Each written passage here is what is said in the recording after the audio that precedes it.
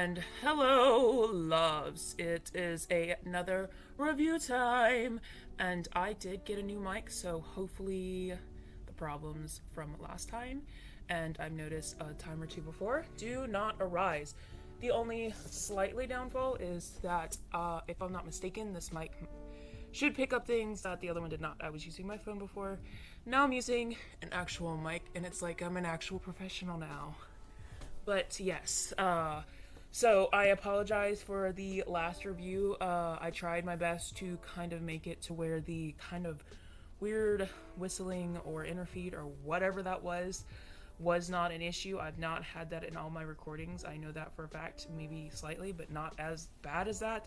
But I did my best, so that is why there was. I'm sorry. Fidgeting. That is why I tried to put the disclaimer of no headphone use, because I know when I was just editing the video, I tried to use headphones so I can like hear more clearly.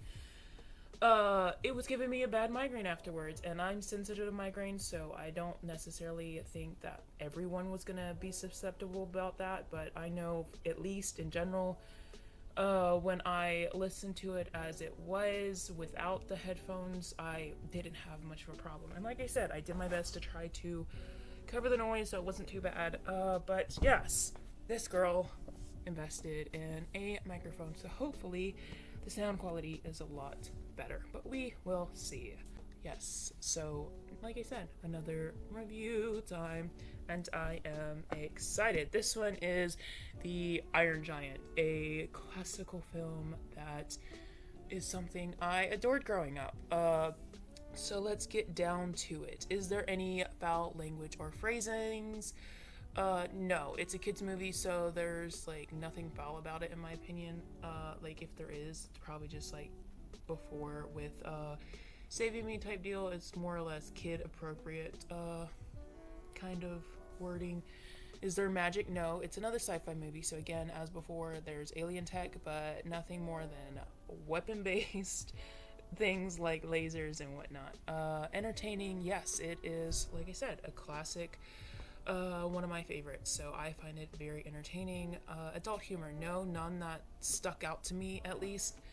And that is it for the points, so let's get down to the actual review itself, or I guess the longer form.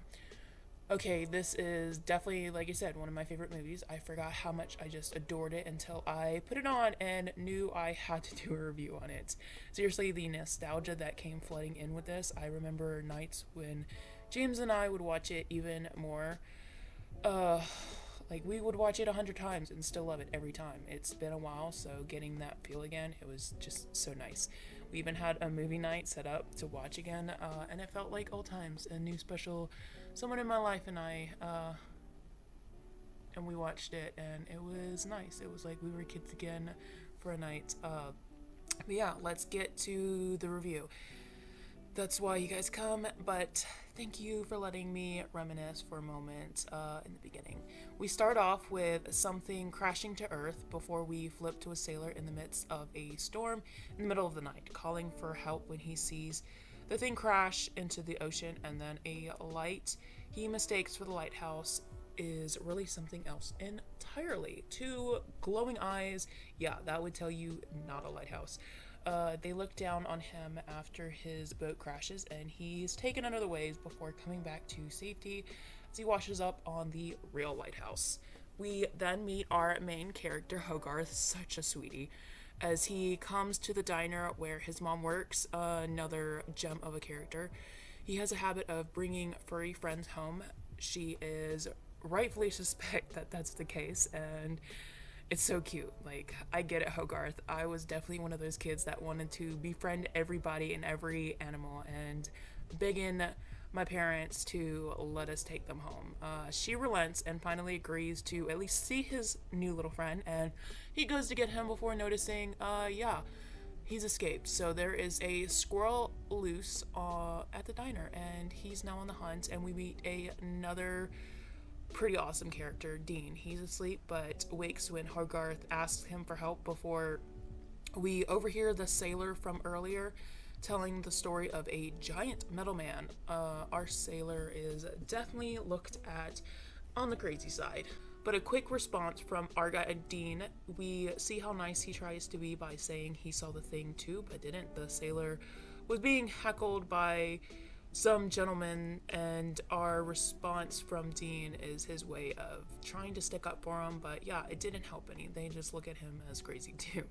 We then find out Hogarth's squirrel as it finds his way up Dean's pants, and he ends up stripping them off in the middle of the diner. Like, I love this part. It was such a hard laugh. Like, oh, it was a trip. Because it wasn't even necessarily like super crude. It was just like, I mean, what else are you supposed to do if something's crawling up your pants? Like, just like I said, hilarious. Like, I forgot how funny this movie can be, but I don't know, maybe not everyone's cup of tea, but this definitely is going to be put on my list of comfort watches to have when I'm just wanting a day to just, or I guess just whenever I'm just not wanting to think and just have a good laugh and just yeah. Hogarth has to stay home alone as his mom works late, and he does what you would expect just about every kid to do in this kind of situation when they're alone, and settles on the exact thing his mom warned against: scary movies and late night sweets. I mean, come on, it could be worse, but yeah, I guess going against what your parents say, even if it is something simple, is kind of bad. But I mean, this definitely is a 90s, early 2000s kids kind of movie where the kids doing things bad are usually just chowing down on some food you're not supposed to and watching some scary movies. Like, I forgot how like that was such a staple when it came to like the kids going against the grain kind of deal growing up. Like, nowadays it's so much worse, but it was like this, or them just going out on adventures, and just like I said, it's just like that wholesome kind of reminiscing that I loved about this movie. The movie cuts off the movie he's watching, not the Iron Giant, and it leads to our boy checking it out and notices that his satellite is gone. Like, okay, the satellite is definitely leading him to notice a path is made that leads him to further suit up and investigate, because he thinks it's the invaders from Mars, which, yeah, he's half right. It's funny how normal this was back then. Like, for real, kids would just go out with no fear of issues. It's not something you see that much nowadays, which a good reason, but at the same time, it takes much of our imagination and adventure out of life. Like, James and I used to do so all the time, but nowadays kids are mostly glued to a screen and staying indoors. But that's what happens in life. Through the years, things change, and the us who have a bit more of life to us miss the way things were before. I guess that's another reason I reminisce so hard on this movie. It just reminds me of how childhood was when I was a kid. But I mean, like I said, there's a good reason that kids don't go wandering through the woods nowadays, because it's not as safe as it used to be. And even then, I don't think it was as safe. I don't know what the difference is, because I mean, people always talk about how the current time is so much worse than it was before. But if you like really look back in history, like, it's always been kind of screwed up. I guess it's just more so nowadays it's, I guess, I don't know, maybe it's a mixture of kids don't have that knowledge that you kind of gain from just like going off on your own and doing your own thing, and maybe I don't know, maybe it's just a little bit of a split of how like neighborhoods and towns and a lot of that stuff aren't as well knit together as they used to. So maybe that has something to do with it. So it's like, if a kid does go off and stumbles upon a place, it's more likely that I don't know. Like I said, I think it's a mixture of things. It's weird. It's like times aren't no worse than they were, as far as in bad things always existed. But I don't know. It's just like there was a safety there that's not there anymore, and I can't just pin exactly what it is. Or maybe it's just we're a little bit more naive, so you hear more about the horrible things now because of social media and that being able to share. So it just seems like things were better before, but they really weren't. But back to it. Sorry, again, ranting. Hogarth finds himself at the power plant when the giant metal monster comes and starts eating some dinner of his own. That is until it makes the misstep of grabbing metal that had a bit more life to it and gets electrocuted and caught into some live wires. Hogarth runs off while he can before feeling bad and turns back to the power plant and turns the power off so our giant can be safe. And it collapses, seemingly dead, and our kid thinks so too until he drops a rock down our giant's mouth and it begins to reboot. Not from the rock falling down his mouth, like I highly doubt that's the thing. I just think that it was the timing. That was everything. Hogarth runs off, afraid that it's gonna get him. Our mom comes home, not finding Hogarth anywhere, and she is sent into a tizzy as she tries to search for him and finds him just after the incident as he babbles on about everything, but she is way too exhausted to hear it, and they head home. Apparently, it isn't the first time our boy has gotten himself into trouble or has told some tales. This and a few other details are some things that I didn't pick up when I was younger, but now being a little bit older and being a little bit more aware of just the small details in movies, like that's something I love in movies and TV shows, even if it's like another time watching it through, just paying attention to all the little things. He is a pretty smart kid and with a active imagination, which leads him into trouble a lot and sets him apart from the other kids in school. Like when I was younger, I didn't really pick up that he was kind of an outcast. Like I just figured he was just a kid, but this one, yeah, he definitely is an outcast, which I guess leads to him his kind nature and like leads to him making furry friends all the time, but I think also being an outcast kinds of, it's why you see him alone all the time, and even when he is around kids, why he usually gets picked on. Like that's something that's subtle in the movie to younger eyes, but being a little bit older, like you can glimpse it out a lot faster. He even skipped a grade, conveniently something I relate to him with. The next day, a government agent comes into town to investigate everything, and we meet our antagonist of the movie. He checks out the power plant, and then when coming back to his car, he has an incident of his own where a big bite is taken right out of his car. He goes to tell someone else to witness it before they come back, and the car is completely gone now. Let's just say this pushes him to know that it's not some crazy tale being told, and he is even more on our boy's track when he finds a BB gun, which will come into play later. Back to Hogarth, he's ready to see if he can find the giant again, even bringing him a little metal snack, and indeed he comes across him. It freaks him out, so he backs away and ends up running before slamming into a branch that knocks him straight down. He notices the giant doesn't seem to be mean and doesn't intend him any harm, even more so when the giant drops the off switch from the power plant to show that he's aware that Hogarth is the reason he was saved. They bond for a moment, Hogarth teaching him to talk some before he heads home, now with a bigger pet than before. Hogarth keeps trying to get the giant to stay because, hiding him will be a lot harder than the other furry friends he brought home. Of course, the giant doesn't listen and follows anyway. That is until he finally gets through to the giant, and it is at the wrong time, because the giant then starts munching down on a train rail, which isn't all that good with a train coming. Thankfully, the track gets put back, but the giant doesn't move as he wants to get it just right. Maybe a little OCD in this moment. And this causes a collision, and the giant falls completely apart. We do find out, though, that his pieces conveniently collect themselves so he can repair himself, which is probably a big indicator of why he came back to life at the power plant a moment ago, because somehow he has just some kind of programming that fixes himself when he is broken or needing repair. Hogarth hides the giant in his shed, and don't worry, it's a pretty big and closer to a barn size, but maybe that's what it is. But they notice one of his hands is missing, and it will come eventually, so he doesn't worry too much about it. Hogarth heads inside as his mom comes home to not raise any suspicion, but they get an uninvited guest, our military guy.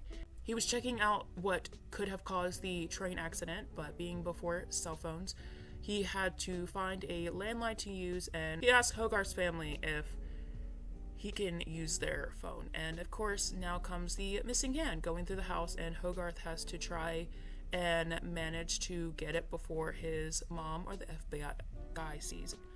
Thankfully, the FBI guy doesn't see or suspect anything, as he truly did just want to use the phone.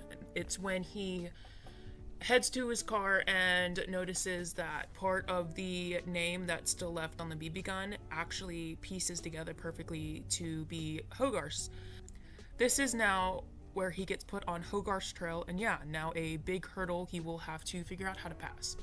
So even though he's in the clear for the night, it's not the end of the trouble he'll face, even more so when it's revealed that Kent will now be staying with them in the room his mom has up for rent, but we're getting ahead of ourselves. Hogarth heads out in the middle of the night to check on our giant, and then they head out because our big guy is hungry. They are on the search for a tasty meal and come across an abandoned truck that, when being picked up by Dean, it leads them to the junkyard and a perfect buffet for our giant guy. Things seem to be on the up until Dean hears the ruckus and comes out to see our giant and panics before Hogarth calms him down, explaining the situation before having the idea of letting our giant stay with him as it's the perfect spot. Dean's not for it, but finally relents and letting him stay just for the night. After a long night, our boy finally makes it back to his bed, exhausted, but it's morning again, and Mom asks if he's up, and now he has to play it off as such. And he heads downstairs, and here's where we find out that Kent is his new roommate. His mom has the bright idea to let Hogarth take Kent out to tour the town. This makes it harder for our boy to head back to the junkyard and get the giant, but the time is good because after some feuding with our giant accidentally starting to eat some of Dean's art, he then finds out that the giant is actually great help and it is more willing to let our giant stay with him. Hogarth finally makes it and is confused by the whole thing before our boys all just go to the lake and enjoy themselves. Kent, after being slipped by Hogarth, then continues to investigate and stumbles upon Hogarth's camera. Like, seriously, our poor boy, for real. It's one thing after another that gets him questioned. Even more so when Ken develops the film and comes across a photo of him and the giant together. This is all that's needed to finally call the rest of the troops in. There's a moment in the woods after the lake where Hogarth and the giant are coming home, and they come across a deer that they bond with, and a moment later, after the deer runs off, they find hunters that have shot the deer, and the giant is not all that pleased and very upset about it, and his eyes end up turning red for a moment, and we get a glimpse that he's not as stable as Hogarth knows. He's hurt and angry that the hunters killed the deer, but it is definitely not a good sign. When our boy comes back home, he's snagged by Kent and questioned. Threats of him being taken away from his mom are finally what break him into telling where the giant is. Then he's drugged and wakes up in his bed. He wants to warn Dean, but Kent keeps his eyes on him, and they end up in a battle of wills of who's going to slip up and fall asleep first. It seems as though Kent wins before we figure out Hogarth's bed. There isn't Hogarth in it, but it turns out to be a trick pulled with a helmet and some pillows, so our boy was able to come out on top, but did it help any? We will see. We end up having the army at the front door, and Mom is not all that pleased, which, yeah, I don't blame her. If a whole bunch of men just came storming onto my property, especially some military men, I would have some questions for the military man in my house. And now everyone is headed to the junkyard, and it is nerve-wracking. That is until Dean rambles on nonchalantly, not seeming worried at all when the army shows up. He's asked about the Iron Giant and goes to show them, but it seems like a fluke because what's shown is seemingly an art piece, and this for sure ruins any trust had in Kent. Kent is our FBI guy, or not FBI, I keep saying that, military guy, sorry. For some reason, when I think of a government official investigating things, my mind always goes to FBI, so that's probably why I keep writing it and saying it. We even get a moment between Dean and Hogarth's mom as she compliments one of his pieces, and of course, once everyone's gone, the giant moves and proves that he was playing them, which we know, but it was a nice touch. Later that day, our boy is playing with the giant again. They're playing hero and villain. Hogarth uses a toy gun, but it's enough to start and triggered the giant again. He ends up blacking out the giant and blasts the beam where Hogarth was, but thankfully Hogarth's gun was messing up, so he moved away to fix it before it happened, but he didn't see it. And then the giant goes to shoot a second time, and Hogarth did see this, but Dean also did before it happens, and Dean is full on protector mode and pulls Hogarth out of the way and is not having it as he yells at the giant, and the giant runs off. Hogarth is confused and frustrated, but Dean tries to explain what happened and how dangerous the giant is, but Hogarth is not having it. He believes that it was an accident and runs off after the giant, because when you know your friend, usually you can tell if something is real or a trigger that is causing them to act a certain way. Not everyone, but this case is definitely he knows his friend. Dean then notices the gun Hogarth had and realizes that it was the gun that actually inflicted the giant to go onto defense mode. He wasn't trying to hurt Hogarth, but the gun triggered something in him that switched him to defensive, and that's